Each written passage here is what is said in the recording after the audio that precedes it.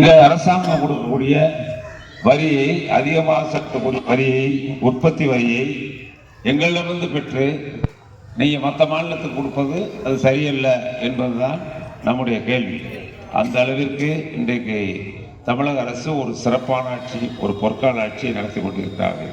மக்கள் ஆட்சியை நடத்தி கொண்டிருக்கிறார்கள்.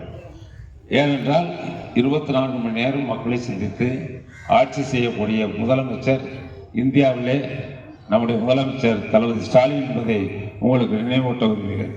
ஒரே ஒரு உதாரணம் சொல்றேன். இதே மேடையிலே நான் டிவி கொடுத்துட்டு போனேன். அந்த டிவி இன்னைக்கு எல்லா வீட்டில் இருக்கு. பெரும்பாலும் எல்லா வீட்டிலும் டிவி இருக்கு. அவங்க மிக்சி கிரைண்டர் கொடுத்தாங்க, எங்கேயும் எதுவும் கிடையாது.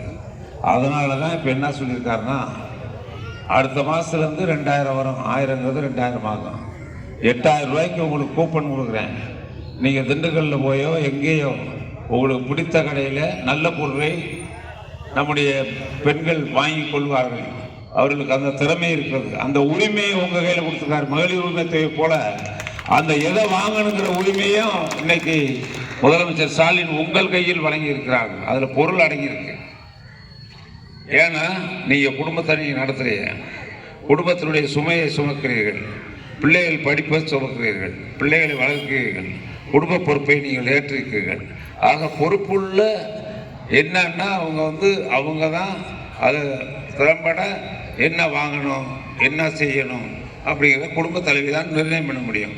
ஆக மகளிருக்கான ஆட்சி, பெண்களுக்கான ஆட்சி தளபதி மு.க. ஸ்டாலினுடைய அரசு என்பதை உங்களுக்கு மீண்டும் மீண்டும் நினைவூட்ட விரும்புகின்றேன். அருமை பெரியோர்களே, இன்னும் எத்தனையோ திட்டங்கள் வைத்திருப்பார், விரைவில் எதிர்பாருங்கள். குறிப்பாக இன்றைக்கு ஒன்றிய அரசு மகாத்மா காந்தி பேரை எடுத்தார்கள். எடுத்துட்டு போட்டோம், யார் பேரை வச்சுட்டோம், நம்ம கவலை இல்லை. யார் பேரை வச்சாலும் நம்ம கவலை இல்லை. ஆனால் திட்டம்னு ஒன்று வரணும். அந்த திட்டத்தினுடைய உண்மை வரணும். அந்த திட்டத்தினுடைய உண்மை, நலன் எல்லாமே மக்களுக்கு சேர வேண்டும். 120 கோடி மக்கள் வாழ்கிறோம் இந்தியாவில், நமக்கு வர வேண்டும். அதுதான் முக்கியம். எந்த திட்டமாக இருந்தாலும் நம்ம கையில் கரங்களில் சேர வேண்டும். ஏன்னா பேரறிஞர் அண்ணா அவர்கள் சொன்னார்கள், கோட்டையில் திட்டத்திற்கான நிதி ஒதுக்குறோம், ஒதுக்கி பித்தளைப்பட்டிக்கு பணம் கொடுக்கணும்னா அங்கேருந்து பித்தளைப்பட்டி சேர்றதுக்குள்ளேயும் ஒரு பொட்டு தண்ணீர் கூட மிச்சிருக்காங்க. இதைத்தான் ஐஸ் கட்டியை போல இருக்கக்கூடாது. அரசனுடைய திட்டங்கள் ஐஸ் கட்டியை போல இருக்கக்கூடாது. அங்கேருந்து ஒதுக்கி அதிகாரிக்கு போகும். அந்த அதிகாரி இன்னொரு அதிகாரிக்கு அனுப்புவார். இங்கே இருக்க அதிகாரி இன்னொருத்தட்டு கொடுப்பார். அங்கேருந்து யூனியன் அரசுக்கு வரும், அங்கேருந்து ஊராட்சி மன்றத்துக்கு வரும். உங்கள் கையில் சேரையில எப்படி இருக்கும்னு தெரியாது. அதனால தான் எந்த திட்டமாக இருந்தாலும் உங்கள் கரங்களில் சேர்க்க வேண்டும் என்பதில் முதலமைச்சர் உறுதியாக இருக்கிறார்கள். இன்றைக்கு பார்த்தீர்கள் என்றால் பல திட்டங்கள், இன்றைக்கு கல்வி, எல்லா துறைக்கும் கொடுக்க வேண்டிய நிதிகள் ஒன்றிய அரசு அது நிறுத்திக்கிட்டே இருக்காங்க. என்னன்னா அவங்க இன்றைக்கு மத்தியில் ஆட்சியில் இருக்கிறார்கள், இருக்கட்டும், நல்லட்டும். ஆனால் பகிர்வு முறை, நமக்குள்ள பகிர்வு முறை கண்டிப்பாக வேண்டும் என்பதுதான் நம்முடைய கோரிக்கை. எனவே தான் வருகிற தேர்தலில் தமிழ்நாட்டுடைய உரிமை பறிக்கப்படக்கூடாது. இன்னைக்கு அதிமுக கூட்டணி வச்சிருக்கு, கூட்டணி வைக்கட்டும், நான் வேணாங்கல்ல, உரிமையை கேட்கணும்ல. இப்போ 100 நாள் வேலை திட்டத்தில் என்ன சொல்லியிருக்காங்க, அந்த திட்டத்திற்குரிய பணிகள் பித்தளைப்பட்டி ஊராட்சியா டெல்லியிலேருந்து தான் இன்னைக்கு உங்களுக்கு 10 பேருக்கு வேலை கொடுக்கணும்னு வரணும். இப்போ டெல்லிக்கு எடுத்துக்கிட்டாங்க. சட்டத்தில் அதான் சொல்கிறாங்க, 100 நாள் வேலை இனிமேல் தமிழ்நாட்டிலேருந்து நம்ம ஒதுக்கீடு கொடுக்க முடியாது.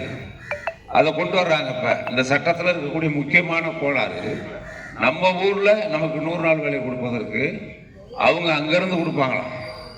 யாரை போய் கேட்க முடியும்? இங்கே இருக்க அதிகாரிகள் நீங்கள் கேட்டீங்க, பிரசிடெண்ட்டை கேட்டீங்கன்னா அதை போய் அங்கே போய் டெல்லி போய் கேட்க முடியுமா? நீங்கள் தயவுசெய்து சிந்தித்து பார்க்க வேண்டும். இன்னும் ஒன்று, உங்களுடைய கண்ணுடைய இமையினுடைய இது பதிவாகணும்னு சொல்கிறாங்க. அதெல்லாம் நாங்கள் ஏற்றுக்கிற மாட்டோம். டெல்லியிலேருந்து வர்றதெல்லாம் நாங்கள் ஏற்றுக்கிற மாட்டோம். நீங்கள் சொல்கிறீங்க 40 ரூபா நீங்கள் கொடுங்க, நான் தயாராக இருக்கோம். 4000 கோடி இல்லை 5000 கோடி கொடுக்க தயாராக, எங்கள் மக்களுக்காக நாங்கள் தர தயாராக இருக்கிறார் நம்முடைய தமிழகத்தினுடைய முதல்வர் ஸ்டாலின் அவர்கள். நாங்கள் தயாராக இருக்கோம். நீங்கள் கொடுக்க, உங்கள் பங்கை கொடுங்க, எங்கள் வரி பணத்தை வாங்குறீங்களே கொடுங்க. அதுதான் நம்ம கேட்குறோம். இதைத்தான் நாம் உறுதிப்படுத்த வேண்டும். எந்த காரணத்தை கொண்டும் இதில் அரசியல் கிடையாது. நான் சொல்வதில் எடப்பாடி அவர்கள் முதல்ல சொன்னார். என்ன சொன்னார்? 21 தேர்தல் நடந்த உடனே முடிஞ்ச உடனே பிஜேபியோடு கூட்டணி சேர்ந்தது தான் தோற்றோம்னு சொன்னார். நாங்கள் தோற்றதுக்கு காரணமே பிஜேபியோட கூட்டணி சேர்ந்ததான்னு சொன்னார். பார்லிமெண்ட்ல எங்களுக்கு பிஜேபி கூட்டணி வேணாம் அப்படின்னு போய் தனியாக போட்டார். போட்டு எம்பி எலெக்ஷன்லையும் அவங்க தோத்துட்டாங்க. இப்போ வந்து பிஜேபியோட போட்டதுனால தான் தோத்தோம்னு சொன்னவங்க சட்டமன்ற தேர்தலுக்கு, தமிழ்நாட்டுக்கு தேர்தல், பார்லிமெண்ட்டுக்கு இல்லை, தமிழ்நாட்டுக்கான தேர்தல், தமிழ்நாட்டுடைய ஆட்சிக்கான தேர்தல். இந்த தேர்தலில் எப்படி போய் கூட்டணி வச்சாருங்கிறத நீங்க நல்லா நினைவுபடுத்தி பார்க்க வேண்டும். இதெல்லாம் இன்னைக்கு வந்து இது பூராமே இன்னைக்கு தன்னுடைய அதிகாரத்தை நம்முடைய மக்களை பிரித்து பார்க்கிறார்கள். அதிகாரத்தை அவர் கட்சியை பற்றி கவலைப்படவில்லை. ஏதோ தன்னை காப்பாற்றிக் கொள்ளலாம் என்பதுதான் உண்மை. இன்னொன்று நீங்க பார்த்தீங்கன்னா இன்னைக்கு ஒரு விஷயத்தை நீங்க புரிஞ்சுக்கணும். டெல்லிக்கு போனார் யாரு? அவர் நடிகர் விஜய் போனார். கரூரில் நடந்த சம்பவத்திற்கு சிபிஐ விசாரணைக்காக போயிட்டு வந்தார். போயிட்டு வரையில காரில் ஏறி நல்லா சிரிச்சுக்கிட்டே கூப்பிட்டு வந்தார். எல்லாரும் என்ன நினைச்சாங்க? சரி கூட்டணி அமைக்க போறாங்கன்னு நினைச்சிருப்பாங்க. அப்படித்தான் நினைச்சிருப்பாங்க டிவியில் பார்த்தவங்க. ஆனால் அவர் என்ன கடைசிக்கு பார்த்தா, நான் ஓட்ட பூரா திமுக ஓட்ட பிரிச்சிடறேன், சிறுபான்மை ஓட்ட பூரா பிரிச்சிடறேன், கிறிஸ்தவர்கள் ஓட்டு, இஸ்லாமியர் ஓட்டெலாம் நான் பிரிச்சிடறேன், பெரும்பாலும் நான் பூரா வாங்கிடுறேன், நீங்கள் வந்து உங்களுக்கு வெற்றி பெறுவதற்கு நான் வாய்ப்பை உருவாக்கி தருகிறேன் என்று அவரிடத்தில் ஒப்பந்தம் மறைமுகமாக பிடிமுகத்தான் தாவேக்கா இருக்கிறார். நான் பித்தளைப்பட்டியில் அரசியல் சொல்லி தர வேண்டிய அவசியம் இல்லை. ஏன்னா கொல்லன் பற்றையிலே ஊசி வைக்க நான் விரும்பவில்லை. மீன் குஞ்சுக்கு நீந்துவதற்கு நான் பழகி தரவில்லை. என்னை பொறுத்தளவில் மிகுந்த விவரமுள்ள ஊர், அரசியல் தெளிவுள்ள ஊர். இன்றைக்கு நடக்கக்கூடிய அரசியல் நிலைமையை சொல்லுகிறேன். ஏன்னா முதலிடம்னால கொஞ்ச நேரம் மற்ற இடத்துல பேச போறதில்லை. இந்த விளக்கங்கள் சொல்வதற்கு காரணம் நமக்காக அல்ல, நம் நாட்டு தமிழகத்தினுடைய மக்களுக்காக நல்லாட்சி தொடர வேண்டும். அதற்கு தளபதி மு.க. ஸ்டாலின் முதலமைச்சராக வேண்டும். அது மட்டும் நீங்கள் வந்து ரொம்ப முக்கியம். வருகிற தேர்தலில் கண்டிப்பாக மீண்டும் அவர் ஆட்சிக்கு வருகிறார். மக்கள் நலத்திட்டங்களை இன்னும் சொல்லாத திட்டங்களையும் நிறைவேற்ற தயாராக இருக்கிறார் என்பதை சொல்லி, பித்தளைப்பட்டியில் இருக்கின்ற அருமை பெரியோர்களே, எங்களை பெற்றெடுத்த அன்பு தாய்மார்களே, நீங்கள் ஆதரிக்க வேண்டிய சின்னம் உதயசூரியன், உதயசூரியன், உதயசூரியன். நன்றி, வணக்கம்.